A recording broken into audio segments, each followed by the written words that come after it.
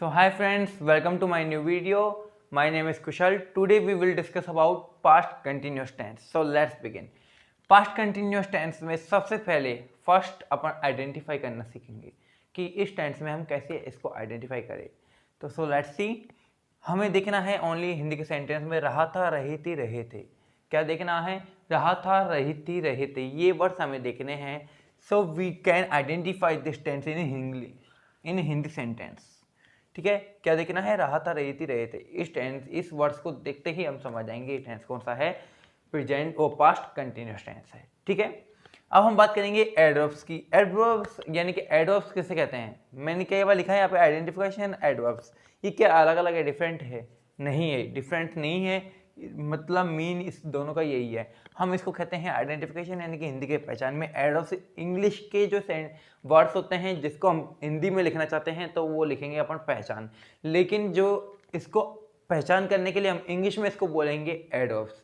ठीक है, इसको हम आइडेंटिफिकेशन नहीं बोल सकते। ये तो आइडेंटिफिकेशन जो आइडेंटिफाई करने का तरीका बताती तो ये भी है, लेकिन ये होती है एडवर्ब्स, यानी कि वर्ब का काम करते हैं ये वर्ब का काम नहीं कर रही, ये कर रही है वर्ब का काम। ठीक है, तो ये इंग्लिश के सेंटेंस में जो वर्ब से बताई जाती है जिसके थ्रू अपन आइडेंटिफाई कर सकते हैं उसे कहते हैं हम एडवर्ब। ठीक है, सीधी सी बात। अब हम बात करेंगे, यानी कि हमने अभी तक बात कर ली कि आइडेंटिफाई कैसे करें, एडवर्ब्स कैसे, यानी कि इंग्लिश के सेंटेंस में ऐड हमें कैसे पता करना है। अब इंग्लिश के सेंटेंस में पता करना है तो हमें देखना पड़ेगा at a time, at at moment, in those days. ये पास्ट टाइम हो गया, आपको साफ पता लग रहा है। और वैसे भी इस टेंस में आपको टाइम दे जाता है, लेकिन खत्म होने का, कब वर्क एंड हो रहा है उसका टाइम इस टेंस में नहीं मिलेगा आपको। ठीक है, तो at a time, at at moment, इन दो डेज, ये तो हो गई आपकी एडवर्ब्स। अब ये नीचे है जो क्या है, तो at this time, at this moment plus past time, यानी कि एट डेट मोमेंट। अब आपने सोचा, एक बात देखी भी होगी कि एट डेट, यहाँ पे डेट है, यहाँ पे दिस है, यहाँ पे डेट है, यहाँ पे भी दिस है, दोनों वर्ड सारे सेम ही है, लेकिन डेट और दिस में वो थोड़ा सा फेरबदल कर दिया है। ठीक है, चेंजेस कर दिए हैं। तो at this time, at this moment, ये तो हो गया प्रेजेंट की, यानी कि अगर आपको मिल गया at this time, at this moment, ये तो हो गई प्रेजेंट की। लेकिन अगर इसको हम कहते थे at that time, at that moment, at that moment, ठीक है, तो वो किसकी हो जाती? वो पास्ट की हो जाती। इसीलिए हो सकता है कई बार हो जाए कि एट दिस टाइम आपको मिल जाए, एट दिस टाइम मिल जाता है तो ये प्रेजेंट को शो करता है, तो अपन भरेंगे प्रेजेंट कंटिन्यूअस टेंस। ठीक है, लेकिन इसके साथ पास्ट में शो करने के लिए आपको इसके साथ, यानी प्रेजेंट के साथ आपको पास्ट टाइम दिया होगा। ठीक है, यानी कि एट दिस टाइम के साथ आपको कोई भी पास्ट टाइम दे दिया जाएगा, एट दिस मोमेंट के साथ आपको कोई भी पास्ट टाइम दे दिया जाएगा, तो समझ लेना वो किसकी एडवर्ब्स है, पास्ट कंटिन्यूअस टेंस की एडवर्ब्स रहेगी। ठीक है, अब हम बात करेंगे हेल्पिंग वर्ब की, यानी कि सीधी सी बात है, हमने अभी तक दोनों चीज़ों की बात कर ली, हमने टेंस पहचान लिया, आइडेंटिफाई कर लिया, लेकिन हमें अब सबसे ज़्यादा ज़रूरत है किसकी? हेल्पिंग वर्ब की। क्योंकि जब हम सेंटेंस बनाएंगे, ये सेंटेंस को हम हिंदी के सेंटेंस को इंग्लिश में ट्रांसलेट करेंगे, तब भी हमें हेल्पिंग वर्ब, मेन वर्ब की और सेंटेंस पैटर्न की वैसे तो जरूरत पड़ती है सेंटेंस पैटर्न की, लेकिन हेल्पिंग वर्ब, मेन वर्ब का भी यूज उसमें किया जाता है। ठीक है, तो हेल्पिंग वर्ब, मेन वर्ब का हम अब इस वीडियो में यूज करने वाले हैं। अब हम यूज करेंगे तो हेल्पिंग वर्ब इसमें क्या लगती है? हेल्पिंग वर्ब इसमें लगती है वाज हो गई या वर हो गई।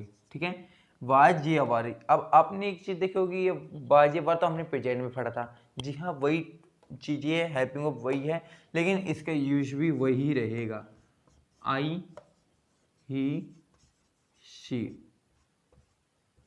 ठीक है, आई, ही, शी, इट एंड नेम, इसके साथ तो आपका यूज होगा किसका? वाज का। एंड वर में हम बात करते हैं तो वी, यू एंड दे, यही आपका यूज करेगा किसका? वर का यूज करने वाला है। ठीक है, आई, वो वी, यू, दे तो वर का यूज करेगा, और वाज ये करेगा आई, ही, शी, इट एंड नेम, ये आपका करेगा। यानी कि कहने की बात ये है कि वाज या वर्ग जो चेंज होगा वो सिंगुलर और प्लूरल के अकॉर्डिंग होगा। सिंगुलर नाउन, यानी कि कहने की बात, सिंगुलर तो ये हो गया वाज, ये सिंगुलर आएगा वाज के साथ, और प्लूरल आएगा किसके साथ? वर्ग के साथ आएगा। आपको ज़्यादा याद नहीं करनी पड़ेगी, अगर आपको पता है कि सब्जेक्ट वो सिंगुलर क्या है, प्लूरल क्या है, तो आपको यहाँ पे ज़्यादा इसमें याद करने की जरूरत नहीं पड़ेगी कि आई, ही, शी, इट, नेम के साथ आएगा। लेकिन आपको यही पता नहीं है कि सिंगुलर क्या है और प्लूरल क्या है, तो लेकिन आपको यहाँ पे यह याद करना पड़ेगा। ठीक है, यानी कि वाज आएगा हमेशा सिंगुलर के साथ और वर आएगा प्लूरल के साथ। अब मैंने कहा कि और ये जो आपको ये चीज़ें हैं, आई, ही, शी, इट, नेम, ये नाउन एंड वो सब्जेक्ट के अकॉर्डिंग या नाउन के अकॉर्डिंग चेंज होती रहेगी। ठीक है, अब मैंने कई वीडियो में आपसे कहा होगा कि ये जो चेंजेस होते हैं वो नाउन के साथ होते हैं या कोई सब्जेक्ट के साथ, इसको चेंजेस करना है। किसको? हेल्पिंग वर्ब को। ठीक है, हेल्पिंग वर्ब को इसके अकॉर्डिंग चेंजेस करना है। अब आप कंफ्यूज हो रहे होंगे कि जैसे कि मैंने बोल दिया आई, ही, वी, दे, ये मैंने आपको कहीं पे मिल जाता है, तो मैं कई बार इसको नाउन भी बोल देता हूँ, कई बार इसको सब्जेक्ट भी बोल देता हूँ कि ये नाउन के अकॉर्डिंग चेंज होगा या सब्जेक्ट के अकॉर्डिंग चेंज होगा। ये दो दो अलग अलग बातें बोल दिया मैंने। अब ये दोनों अलग अलग बातें नहीं है, ये सेम ही है, ये वर्क भी सेम ही है। ये जैसे आई है, आई वी, ही, दे, इट, ये सब क्या है? नाउन को शो कर रही है। ठीक है, नाउन को शो कर रही है और ये सब्जेक्ट का को भी शो कर रही है। यानी कहने की बात है, नाउन और सब्जेक्ट ये दोनों क्या है? ये दोनों एक दूसरे से मिले हुए हैं इस टेंस में। यानी कि नाउन भी कोई अलग नहीं है और सब्जेक्ट भी अलग नहीं है, कोई से भी, यानी ये वर्ड्स है जो किसी भी टेंस को शो कर सकते हैं। ठीक है, अब हम बात करेंगे मेन वर्ब की। यानी कि मेन वर्ब हमने बात कर लिया हेल्पिंग वर्ब की, वह हेल्पिंग वर्ब सिंगुलर और प्लूरल के साथ वाज या वर्ब का यूज कर देंगे। अब हम बात करेंगे हेल्पिंग वर्ब की कि मेन वर्ब की, कि मेन वर्ब किसके अकॉर्डिंग चेंज होगा। तो main verb use according change होता है वर्ब की फर्स्ट फॉर्म में आईएनजी के अकॉर्डिंग चेंज हो जाता है मेन वर्ब। ठीक है, यानी कि मेन वर्ब होगा चेंज वर्ब की फर्स्ट फॉर्म में आईएनजी। मेन वर्ब यानी कि वर्ब के साथ काम में आएगी। जैसे कि मैंने कह दिया हेल्प, तो हेल्प हो गई एक वर्ब, लेकिन उसमें हम कह रहे हैं कि वर्ब की फर्स्ट फॉर्म तो लगानी है और आईएनजी का यूज भी करना है। तो हेल्पिंग वर्ब, वो हेल्प तो हो गई, लेकिन उसके साथ हमें मेन वर्ब की भी लेनी है। हेल्प की फर्स्ट फॉर्म क्या होती है? हेल्प ही होती है, लेकिन आईएनजी उसमें अगर हम यूज कर देंगे तो क्या हो जाएगा? वो हेल्पिंग हो जाएगा। ठीक है, क्या हो जाएगा? हेल्पिंग हो जाएगा। तो ध्यान रखना हमेशा वर्ब की फर्स्ट फॉर्म में आईएनजी, ये जो मेन वर्ब होती है वो वर्ब के अंदर ही यूज होती है। तो अब हम बात करेंगे सेंटेंस पैटर्न के बारे में कि सेंटेंस पैटर्न क्या रहने वाला है। तो सेंटेंस पैटर्न बिल्कुल ऐसे के ऐसे रहेगा जैसे आपने लास्ट जो टेंस पढ़ी थी आपने, पास्ट पास्ट सिंपल टेंस भी पढ़ी थी, और जो भी आपके टेंस पढ़ा था वैसे ही वो सेंटेंस पैटर्न रहने वाला है। लेकिन इसमें अफर्मेटिव में भी हेल्पिंग वर्ब का यूज होने वाला है। कि कहने की बात ये कि आप ओनली सिंपल छोड़ दो, कंटिन्यूस हुआ, परफेक्ट कंटिन्यूस हुआ, सभी में एक ही सेंटेंस पैटर्न यूज में आ रहा है, वैसे ही इस टेंस में भी वही सेंटेंस पैटर्न को आपको यूज कर लेना है। अब हम बात करेंगे कि इंग्लिश के सेंटेंस और हिंदी के सेंटेंस को कैसे सॉल्व करते हैं। जब तक हम इसको सॉल्व नहीं करेंगे हमारा टेंस परफेक्ट नहीं हो पाएगा। तो फ्रेंड्स, अब हम सेंटेंस को क्रिएट करने वाले हैं, यानी कि सेंटेंस को बनाने वाले हैं। इंग्लिश और हिंदी दोनों सेंटेंस को बनाने वाले हैं, जिससे आप इंग्लिश और हिंदी दोनों में आप परफेक्ट हो जाओ। ठीक है, तो ओल्ड टेंसों की तरह हम इस टेंस में भी सॉल्व करेंगे बढ़िया तरीके से। तो पास्ट टेंस की अपनी फर्स्ट सेंटेंस क्या कह रहा है कि मैं अपनी किताब पढ़ रहा था।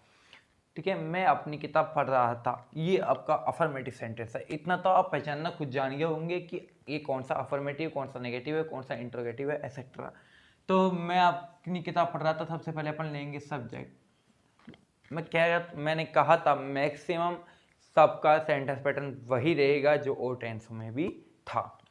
और एक तो सिंपल में आपने अफर्मेटिव को यूज नहीं, अफर्मेटिव में हेल्पिंग का यूज नहीं दिया था, और एक अपना कंटिन्यूस था, परफेक्ट कंटिन्यूस।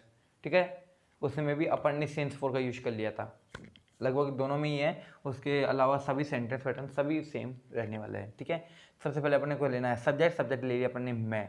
अब हमें लेना है हेल्पिंग वर्ब। हेल्पिंग वर्ब अपने बताई थी वाज लो या फिर वर लो। ठीक है, वाज लो या वर लो। आई के साथ हमने बताया था वाज, तो अपन को क्या लेना है? I was.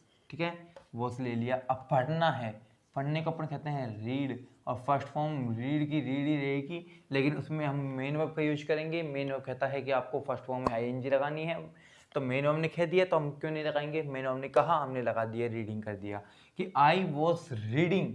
ठीक है, यानी कि क्या पढ़ रहा था? अपनी, अपनी कहते हैं माई, किताब को क्या कहते हैं? बुक। यानी कि I was reading my book, मैं अपनी किताब पढ़ रहा था। साफ पता लग रहा है कि आपको ये सेंटेंस किस में जा रहा है? पास्ट में। रहा था, रही थी, ये मैंने आपको बता ही दिया, ये भी रहे थे बता रहा है। तो सबसे पहले अपने लेना है सब्जेक्ट। सब्जेक्ट क्या है? दे। ठीक है, सब्जेक्ट ले लिए दे। दे के साथ आएगा हमेशा हेल्पिंग कौन सी आएगी माय फ्रेंड्स? आप सभी को पता है वर आएगा, इतना तो आप सीख चुके हो। ठीक है, दे वर खेल रहे थे को हम बोलेंगे, खेलने को क्या कहते हैं? प्ले।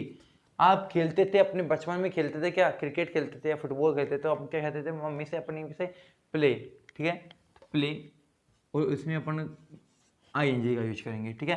तो क्या हो गया, playing, they were playing football, ठीक है। फुटबॉल जो फुट से खेला जाता है, फुट की बॉल होती है, वो पैरों की बॉल होती है जो पैरों से खेली जाती है। तो दे वर प्लेइंग फुटबॉल, वे फुटबॉल खेल रहे थे। अब हमारा आता है बात किसकी, सेंटेंस की, और वो भी कौन सा, इंग्लिश का सेंटेंस। इंग्लिश का सेंटेंस इसमें थोड़ा टफ पड़ता है क्योंकि हमें देखनी पड़ती है एडवर्ब्स। एडवर्ब्स क्या है, देखो यहाँ पे हैपन्ड यानी कि पास्ट में हो रहा है कि वे जब क्या कर रहे थे, इंतजार कर रहे थे बस के लिए, वे जब बस के लिए इंतजार कर रहे थे तभी क्या हुआ, एक्सीडेंट हुआ, एक्सीडेंट यानी कि दुर्घटना घटित हुई। वे जब बस के लिए वेट कर रहे थे तब एक्सीडेंट घटित हुआ, यानी कि दुर्घटना घटित हुई, ठीक है। तो इसमें कोई एडवर्ब्स नहीं है लेकिन पास्ट टाइम है, पास्ट टाइम तो है लेकिन कोई एडवर्ब्स नहीं दी गई है। तो मैंने आपको क्या बताया था, जब आपको कोई भी एडवर्ब्स, ऐसी सिचुएशन आ जाती है जब आपको कोई एडवर्ब्स नहीं दी जाती तो उसका हिंदी ट्रांसलेट करो, हिंदी ट्रांसलेट करने के बाद उसको सॉल्व करना है, ठीक है। घटित हुई थी, था थे थी आ गया, ठीक है। तो दे के साथ हमें लगाना है वर, क्योंकि यहाँ पे भी हमने वर लगाया, तो दे वर। अब वेट है, वेट आपको फर्स्ट फॉर्म हो गई लेकिन उसमें मेनू का यूज करना है। ये देखना है जो ब्रैकेट में दिया होता है ना, बॉक्स के अंदर, जब ब्रैकेट के अंदर भरा हुआ होता है जो कोई भी वर्ड होता है उसी के अंदर ही चेंजेस करनी है, हमें मेन ऑफ लगानी है, उसी के अंदर ही मेन ऑफ लगानी है। ये बात ध्यान रखना, कहीं आप उसमें निकालने लग जाओ वर्ब को, और वर्ब को निकालने के बाद उसके अंदर आप यूज करो हेल्पिंग वर्ब को, ऐसा मत करना। जो बॉक्स के अंदर दिया जाता है उसको यहाँ पे लेके जाओ, उसके अंदर मेन वर्ब में चेंजेस करो। जैसे कि वो SES लगवा रहा है तो उसके अंदर लगाओ, आपसे ING लगवा रहा है तो उसके अंदर लगाओ, वर्ब की थर्ड फॉर्म का यूज करवा रहा है, सेकंड फॉर्म का यूज करवा रहा है तो उसके अंदर ही करना, ठीक है। आई होप आपको ये वीडियो समझ में आई होगी, आपको ये टेंस अच्छी तरह से आपके माइंड में सेट हो चुका होगा। तो आइए हम मिलते हैं हमारी नेक्स्ट वीडियो में। So good bye.